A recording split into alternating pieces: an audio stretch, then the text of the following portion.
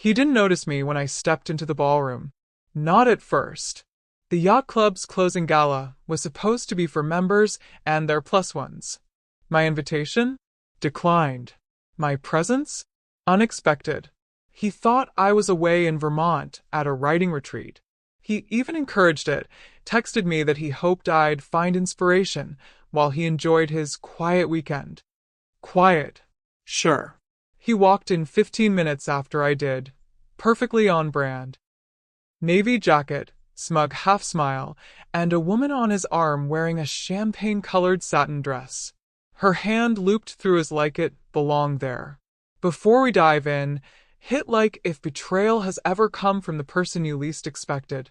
Subscribe for stories where revenge is strategic, not savage. Share this with someone who's ever had to sit in silence and plot with grace. And her name? Maya.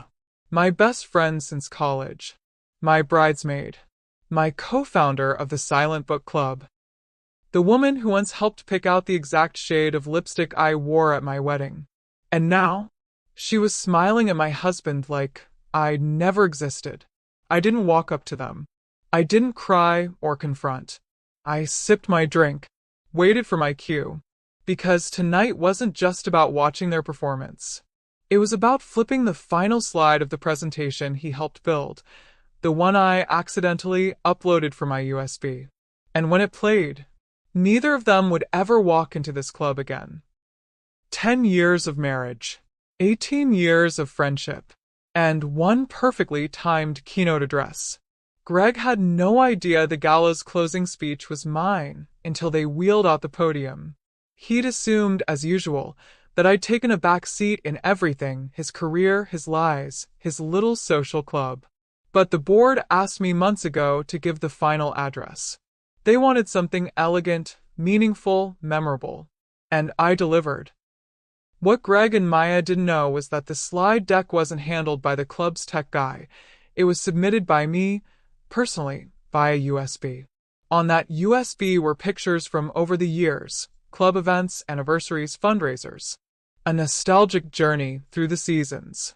But sandwiched, quietly, between summer 2019 brunch and fall sailing races, a slideshow titled simply, Private Memories. It began with a beach photo. Greg. Maya. Arms around each other at a private cove in Barbados. One we were supposed to visit together. Then another. Hotel receipts. Dinner reservations. A picture of her handwriting on a room service note. You could hear the air leave the room. No names were mentioned. No accusations were made. I simply stepped back and said, these memories weren't meant for me, but they made it into my file anyway. Silence. Then whispers. Then the sound of Greg's fork hitting his plate. Maya turned white. The message came at 7:12 a.m. From Maya. No, eat. No, good morning. Just 3 trembling lines of cowardice dressed as clarity. Liz. I didn't know how to tell you. I never meant to hurt you. Can we please talk? Talk. We used to talk every day. Over coffee. Between school runs. When her last boyfriend ghosted her, I was the one who sat on her porch with wine and tissues. And now, after years of deceit under my roof, she wanted to talk. I read her message over coffee, let the notification sit unread, and replied with the same restraint she never showed me. We already did. The whole room heard it. We just spoke in different languages. She didn't reply, but she didn't have to. By noon, the yacht club's board had emailed a formal apology. Not just for the oversight, but for allowing both of them to serve in member leadership roles while the affair unfolded. Greg resigned. Maya was quietly removed from the events committee. But the best part? The slideshow, my accidental upload, was now saved in the club's cloud drive. Unlabeled. Permanent. An archive with no explanation, but one hell of a message. 2 weeks passed. The gossip cooled, but the chill never lifted. People stopped pretending. Maya was no longer one of us. Greg was now the ghost of the gala. Then came the envelope. Cream cardstock. Gold embossed lettering. It smelled like money and discretion. I knew the logo before I even opened it. South Shore Sailing Circle, the most exclusive private yachting group on the East Coast. Greg had applied for membership the year before and bragged about how Maya was going to help him fit in socially. I opened the envelope. Inside, a single invitation. My name, no +1. Elizabeth R. Halden is cordially invited to the annual South Shore Charity Cruise as our guest of honor, in recognition of her grace, resilience, and civic generosity. There was a handwritten note on the back. Your presentation at Windmere was unforgettable. We hope you'll speak again next time on your own terms. Greg never got that invite. Neither did Maya. But I went. Wore the black silk dress she once said made me look too sharp. Brought my own guest, a friend Greg never bothered to remember. And when the yacht sailed, I stood by the rail, looked out over the water, and didn't think of them at all. It arrived 3 months later. A small, square box wrapped in silver paper.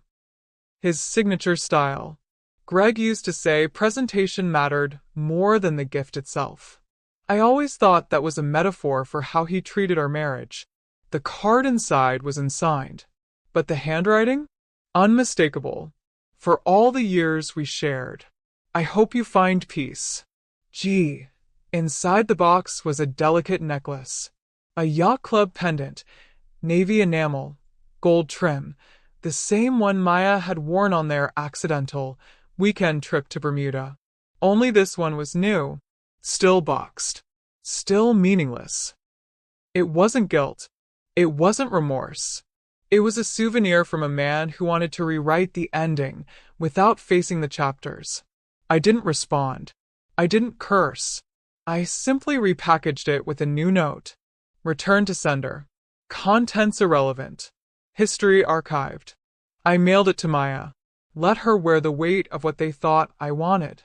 Let her feel the hollowness of a gift meant to erase what they did. And me? I wore nothing. Not a pendant. Not a past. Just peace. Thank you for watching until the end. If this story made you feel seen, like this video, comment your favorite moment of calm revenge, share with someone who's ever watched betrayal unravel itself, and subscribe for more stories where silence strikes hardest.